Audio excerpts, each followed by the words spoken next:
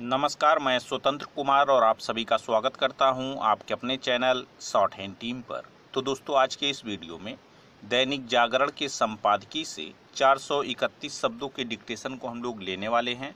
इसे हम दो अलग अलग स्पीड में लेंगे। पहली बार में 80 की स्पीड में, तो दूसरी और आखिरी बार में इसी डिक्टेशन को हम लोग 90 की स्पीड में लेने वाले हैं। अगर आपको इस डिक्टेशन के PDF की ज़रूरत है या इसमें आए हुए महत्वपूर्ण शब्दों के आउटलाइंस को जानना चाहते हैं, तो आप हमारे टेलीग्राम ग्रुप को ज्वाइन कर सकते हैं। लिंक इसी वीडियो के ठीक नीचे डिस्क्रिप्शन बॉक्स में आपको मिल जाएगा। तो 80 की स्पीड में आपका डिक्टेशन स्टार्ट होगा। 5 सेकेंड के बाद तब तक के लिए आप रेडी रहें।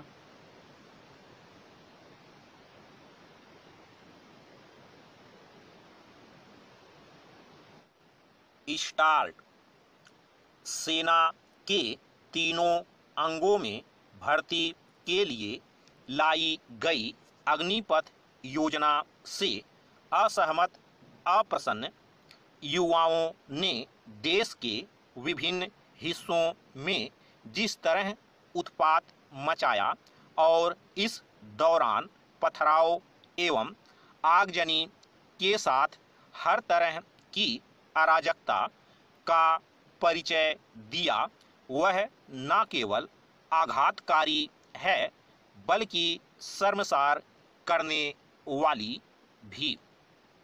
आखिर ऐसे अनुशासनहीन और अराजक युवा सेना में भर्ती होने के अधिकारी कैसे हो सकते हैं, जो अपना विरोध दर्ज कराने के नाम पर राष्ट्र की संपत्ति को नष्ट करने का काम करें।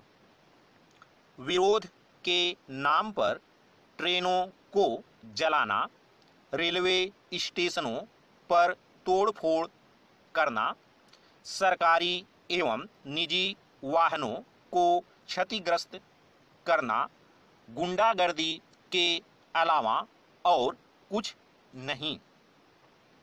इसे किसी भी कीमत पर सहन नहीं किया जाना चाहिए। राज्य सरकारों को यह सुनिश्चित करना चाहिए कि हिंसा में शामिल तत्वों के खिलाफ कठोर कार्रवाई हो। यह इसलिए और भी आवश्यक है क्योंकि अब विरोध के नाम पर हर किस्म की अराजकता का प्रदर्शन करना और उसके जरिए लोगों को खौफजदा करना आम होता जा रहा है। यदि अराजकता का सहारा लेकर शासन को उसके फैसले वापस लेने के लिए बाध्य करने की प्रवृत्ति पर प्रहार नहीं किया गया, तो सरकारों के लिए काम करना तो मुश्किल होगा ही। बात बात पर कानून हाथ में लेने वाले अराजक तत्वों का दुस्साहस भी बढ़ेगा। पैरा।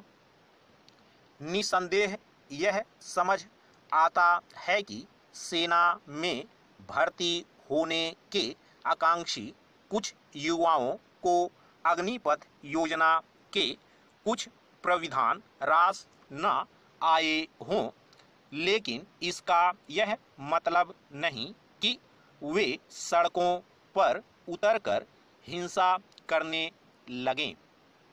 दुर्भाग्य से बिहार, मध्य प्रदेश, राजस्थान, हरियाणा, हिमाचल समेत कई अन्य राज्यों में ऐसा ही हुआ।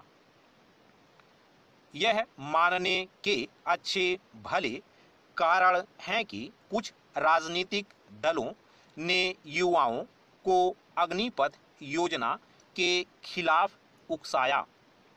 यह देखना दयनीय है कि सैनिक बनने के आकांक्षी जिन युवाओं को अनुशासन का परिचय देना चाहिए और अपना रोष आक्रोश मर्यादित तरीके से प्रकट करना चाहिए वे सड़कों पर उपद्रव करते दिखाई दे रहे हैं। आखिर यह देश सेवा का कैसा जज्बा है जिसमें ना तो संयम दिखाई दे रहा है और ना ही अपनी आपत्तियों को सभ्य तरीके से प्रकट करने का सलीका। यह स्पष्ट है कि जो युवा अग्निपथ योजना के विरोध में सड़कों पर हिंसा करने के लिए उतरे, उन्होंने यह देखने समझने से इनकार किया कि सरकार किस तरह उनकी चिंताओं और सवालों का समाधान करने के लिए सक्रिय है। वैसे इस पूरे मामले में सरकार के लिए भी यह एक सबक है कि उसे अपनी किसी योजना को लागू करने के पहले पूरी तैयारी के साथ सामने आना चाहिए ताकि किसी तरह के संशय के लिए कोई गुंजाइश ना रहे। स्टॉप। दोस्तों, इसी डिक्टेशन को दूसरी बार में हम लोग 90 की स्पीड में लेंगे और आपका समय स्टार्ट होगा 5 सेकंड के बाद। तब तक के लिए आप रेडी रहें।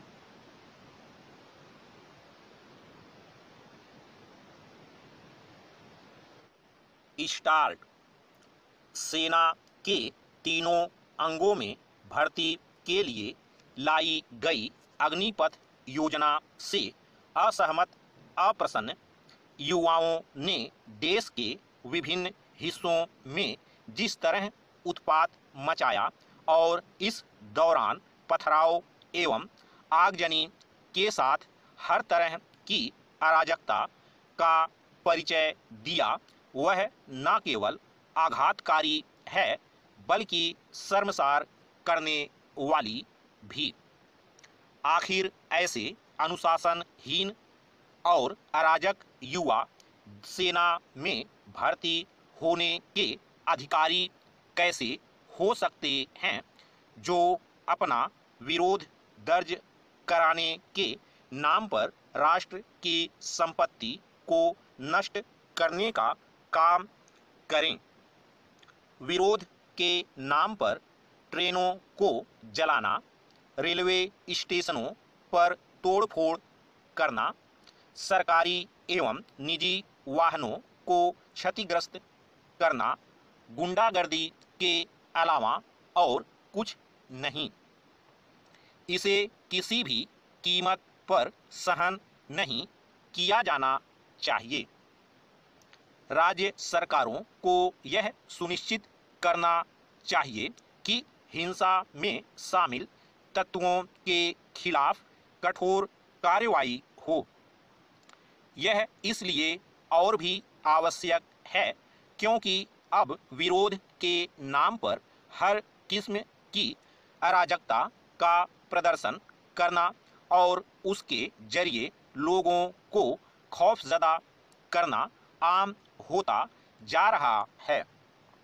यदि अराजकता का सहारा लेकर शासन को उसके फैसले वापस लेने के लिए बाध्य करने की प्रवृत्ति पर प्रहार नहीं किया गया तो सरकारों के लिए काम करना तो मुश्किल होगा ही।